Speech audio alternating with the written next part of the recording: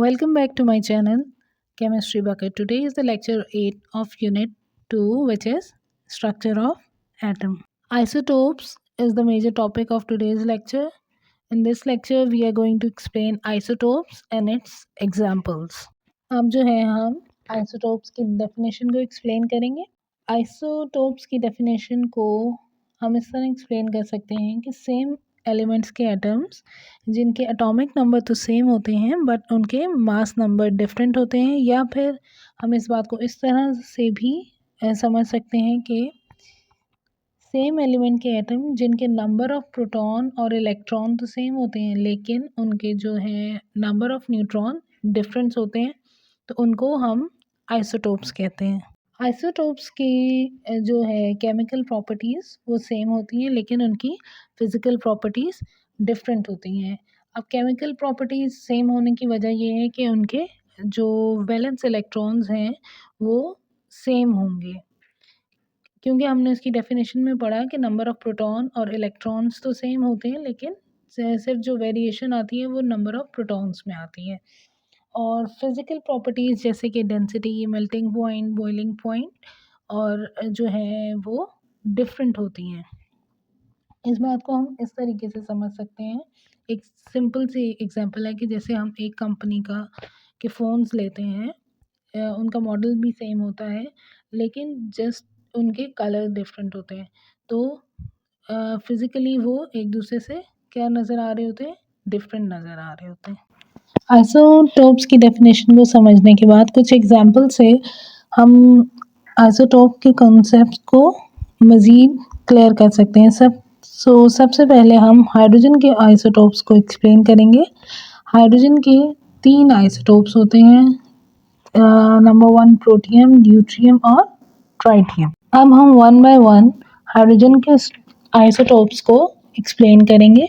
सबसे पहले है हमारे पास प्रोटियम. सिंपली यानी आमतौर पर जो हाइड्रोजन नेचर में पाया जाता है वो प्रोटियम होता है, और प्रोटियम सबसे ज़्यादा पाया जाने वाला आइसोटोप है जिसकी अबंडेंस 99.985 है.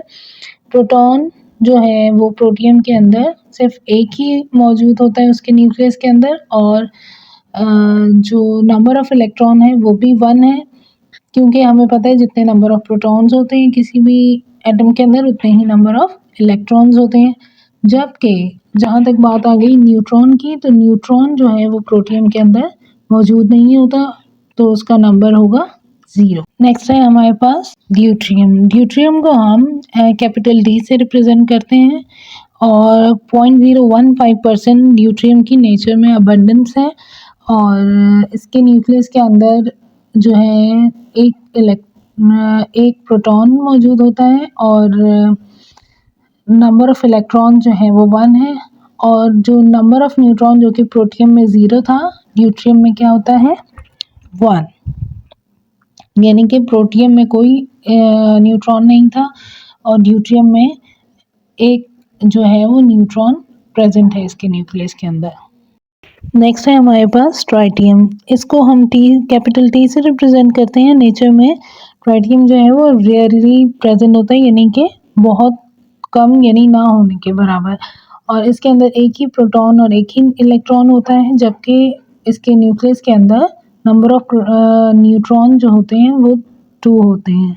हाइड्रोजन के आइसोटोप्स को एक्सप्लेन करने के बाद हमारे पास क्लोरीन की एग्जांपल है. अब क्लोरीन के आइसोटोप्स को हम एक्सप्लेन करते हैं कि क्लोरीन के आइसोटोप्स क्लोरीन 35 और क्लोरीन 37 के फॉर्म में मौजूद होता है. 75% जो है क्लोरीन 35 होता है और 25% क्लोरीन 37 होता है, और क्लोरीन 35 के अंदर 17 प्रोटॉन 17 इलेक्ट्रॉन्स होते हैं, जबकि 18 जो है वो नंबर ऑफ़ न्यूट्रॉन होते हैं. बाय द साइड क्लोरीन 37 के अंदर 17 प्रोटॉन और 17 ही इलेक्ट्रॉन्स होते हैं, लेकिन जो इनका नंबर ऑफ़ न्यूट्रॉन्स हैं वो होते हैं 20. तो इस तरह से दोनों के अंदर जो वेरिएशन आ रही है वो नंबर ऑफ़ न्यूट्रॉन की वजह से आ रही है. ओके, हाइड्रोजन और क्लोरीन की एग्जांपल के बाद हमारे पास है कार्बन की एग्जांपल। कार्बन के पास 3 आइसोटोप्स होते हैं, कार्बन 12, कार्बन 13 एंड कार्बन 14। अब जो है इनके अंदर जो है कार्बन 12 के अंदर 6 प्रोटॉन और 6 इलेक्ट्रॉन्स होते हैं, बट नंबर ऑफ इलेक्ट्रॉन जो होते हैं वो नंबर ऑफ न्यूट्रॉन जो हैं वो भी 6 है। कार्बन 13 के अंदर 6 प्रोटॉन और 6 इलेक्ट्रॉन है, लेकिन नंबर ऑफ न्यूट्रॉन 7 है। और इसी तरह कार्बन 14 के अंदर 6 प्रोटॉन है, 6 इलेक्ट्रॉन्स हैं, लेकिन जो नंबर ऑफ न्यूट्रॉन्स हैं वो 8 है। अब इन तीनों में जो है वो वेरिएशन आ रही है, इसमें नंबर ऑफ न्यूट्रॉन्स में। कार्बन 12 के नंबर ऑफ न्यूट्रॉन 6 हैं, कार्बन 13 के 7 और कार्बन 14 के 8 है। लास्ट में हमारे पास एग्जाम्पल है यूरेनियम की। अब यूरेनियम भी 3 आइसोटोपिक फॉर्म में मौजूद होता है, जो कि यूरेनियम 234, यूरेनियम 235 एंड यूरेनियम 238। अब इनकी आप देख लो, टेबल में ही इनकी वेरिएशन बिल्कुल सामने आपको नज़र आ रही है कि इनके नंबर ऑफ न्यूट्रॉन्स जो हैं वो डिफरेंट हैं, जबकि नंबर ऑफ प्रोटॉन्स सिमिलर हैं। क्योंकि अब देखें तीनों के अंदर जो है, तीनों आइसोटोप्स के अंदर नंबर ऑफ न्यूट्रॉन्स जो हैं वो डिफरेंट हैं। जैसे यूरेनियम 234 में 142 है, यूरेनियम 235 में 143 है और यूरेनियम 238 में 146 है, जबकि तीनों के अंदर जो है नंबर ऑफ प्रोटॉन्स सेम है, जो कि है 92। आइसोटोप्स की एग्जाम्पल को समझने के बाद अब हम आइसोटोप्स के यूजेस को एक्सप्लेन करते हैं। आयोडीन 131 जो कि हम क्वाइटर को क्योर करने के लिए यूज़ करते हैं। आयोडीन 123 को हम ब्रेन इमेजिंग के लिए यूज़ करते हैं। और नेक्स्ट है हमारे पास रेडियम की रेडिएशन और कोबाल्ट 60 को हम कैंसर के ट्रीटमेंट और ट्यूमर के डायग्नोज में यूज़ करते हैं। बॉडी के अंदर जो है ब्लड सर्कुलेशन के अंदर कोई भी प्रॉब्लम आ रही हो तो उसको हम सोडियम 24 के यूज़ से फाइंड कर सकते हैं। कार्बन 14 के ज़रिए हम कार्बन के पाथ को ट्रेस करते हैं, जो कि वो पाथ हमें किस लिए ज़रूरी होगा, फोटोसिंथेसिस के प्रोसेस के अंदर जो है वो कार्बन के पाथ को अगर हमने ट्रेस करना हो तो वो हम कार्बन 14 के ज़रिए फाइंड कर सकते हैं। अमेरिकन 24 जो है वो स्मोक डिटेक्टर्स में यूज़ होता है।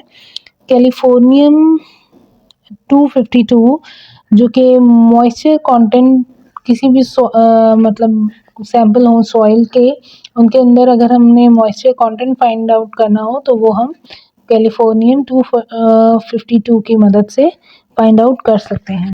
Okay student, that's all for today's lecture. Thank you for watching. अल्लाह हाफिज़।